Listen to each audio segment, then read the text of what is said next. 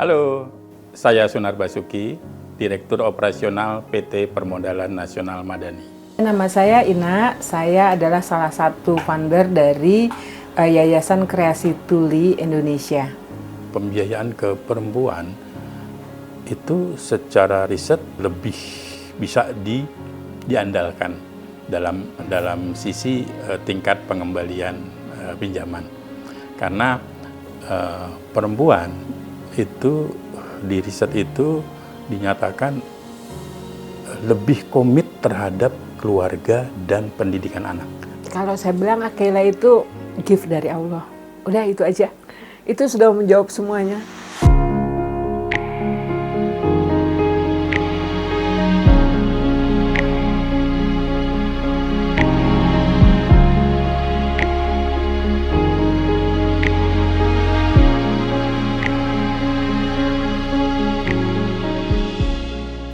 Ya, PNM berbeda dengan lembaga pembiayaan lainnya, baik bank maupun bukan bank. Kita mempunyai produk yang agak spesifik, yaitu pemberdayaan.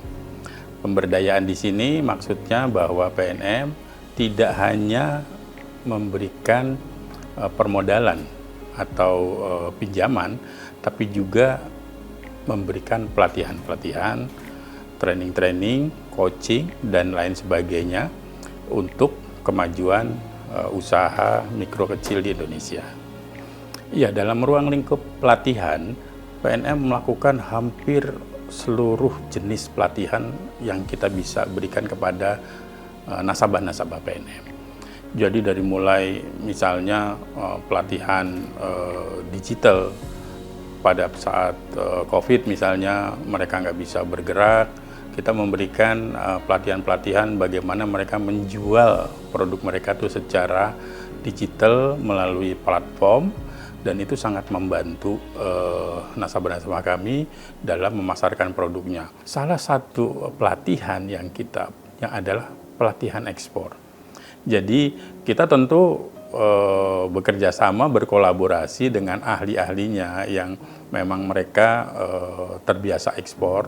Jadi saat itu belum ada BUMN yang melayani perempuan-perempuan prasejahtera. Jadi adanya bank dan jenis lembaga keuangan lainnya yang rata-rata sudah bankable. Sedangkan masih banyak perempuan-perempuan di Indonesia yang masyarakat prasejahtera yang belum terlayani. Dan kita punya misi, itu untuk membebaskan mereka dari semacam jeratan pinjaman-pinjaman yang istilahnya memberatkan lah bagi masyarakat. Nah, kita masuk ke perempuan prasejahtera karena sudah ada boleh dibilang contoh di internasional dan juga di Indonesia, tapi itu belum dilayani oleh BUMN, dan kita masuk ke target market itu dan sangat berhasil gitu ya. Pasti ya setiap usaha rintisan pasti ada hambatan-hambatan gitu ya. Tapi karena kita melihat riset-riset di internasional juga bahwa pembiayaan ke perempuan itu secara riset lebih bisa diandalkan dalam sisi tingkat pengembalian pinjaman. Karena perempuan itu di riset itu dinyatakan lebih komit terhadap keluarga dan pendidikan anak. Nah, kenapa?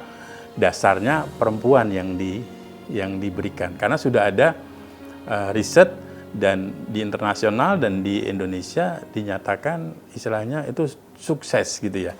Dibandingkan mungkin dengan pembiayaan ke non perempuan gitu ya. Ya, jadi kita sebenarnya nggak membedakan antara masyarakat yang istilahnya punya keterbatasan gitu ya dengan komunitas disabilitas dengan yang tidak. Dan bahkan kita punya sebenarnya empati lebih, karena biar bagaimanapun mereka adalah masyarakat yang perlu bisa mandiri gitu ya. Dan itu kita coba encourage, karena tujuan kita nggak hanya penyandang disabilitas tapi masyarakat umum agar mereka bisa mandiri intinya. Sebenarnya kita mencoba untuk tetap berinovasi, bagaimana kalangan disabilitas itu tetap bisa berinovasi. Karena kalau dari sisi kualitas sebenarnya misalnya untuk batik gitu ya, dengan mereka misalnya tidak bisa mendengar, itu mereka menjadi fokus sebenarnya dalam membatik. Nasabah PNM harus tetap punya mimpi, karena itulah kunci sukses dari nasabah-nasabah PNM. Jangan sampai terbelenggu oleh mindset, pola pikir yang tidak akan bisa berkembang. Kita harus yakin, kita harus memberikan semangat bahwa mereka akan bisa berhasil dari apa yang mereka mimpikan gitu ya.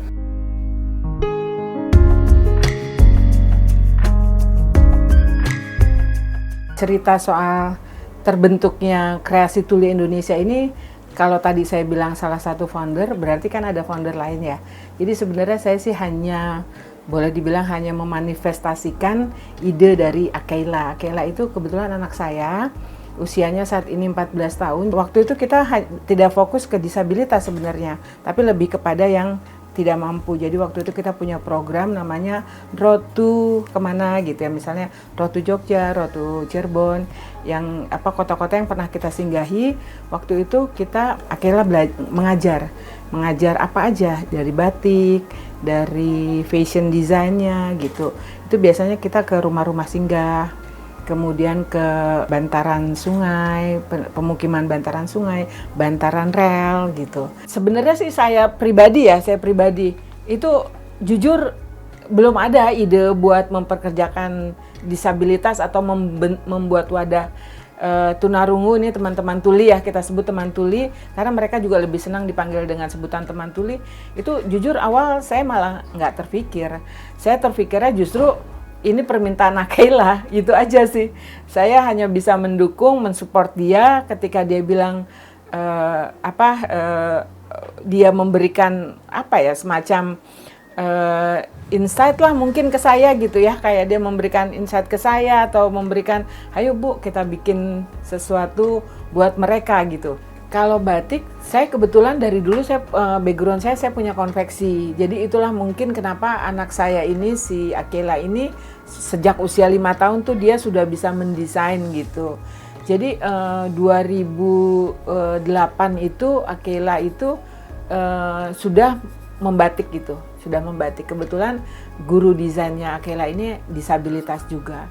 Jadi dia yang mengajarkan Akela batik gitu untuk terjun ke batik gitu. Waktu saya ke Bali kemarin, kita kebetulan diundang di acara WWF World Water Forum. Jadi 8 hari kita di Bali gitu. 8 hari kita di Bali, saya Akela sama abinya Akela, jadi sama 2 pengurus. Jadi hampir di sini nih produksi tetap jalan tapi kita nggak ada gitu. Itu 8 hari itu saya punya anak 5, Akela bungsu. Jadi anak saya tuh juga nggak ada yang tanya, Ibu kapan pulang, karena kebetulan juga anak jauh gitu ya.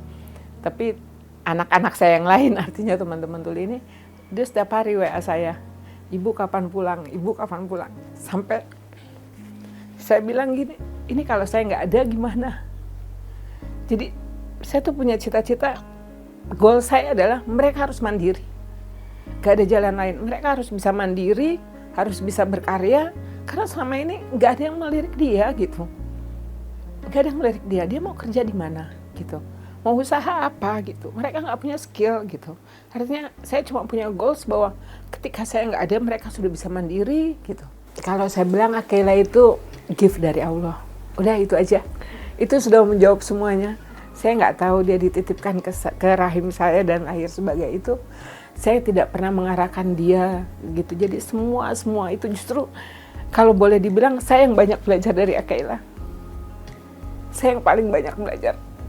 Jadi sesuatu apapun, saya bahkan waktu Akela kecil pernah satu wawancara, Akela diundang TV, saya bilang, nanti jawabannya seperti ini.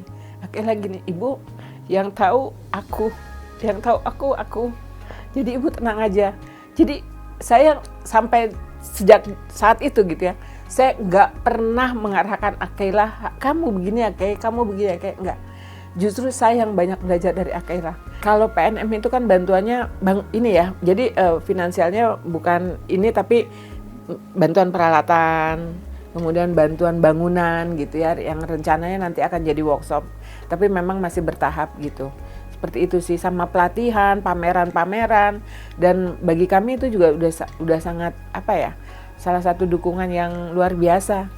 Pastinya perasaannya sih senang ya, senang banget gitu bahwa kita bisa jadi bagian dari Parade Wasra Nusantara ini gitu. Dengan harapan bahwa kreasi batik tuli ini nih akan semakin dikenal gitu. Kemudian orang akan teredukasi dengan filosofi yang ada di batik-batik ini gitu. Kemudian orang juga akan melihat bahwa teman tuli ternyata bisa berkarya juga. Seperti itu.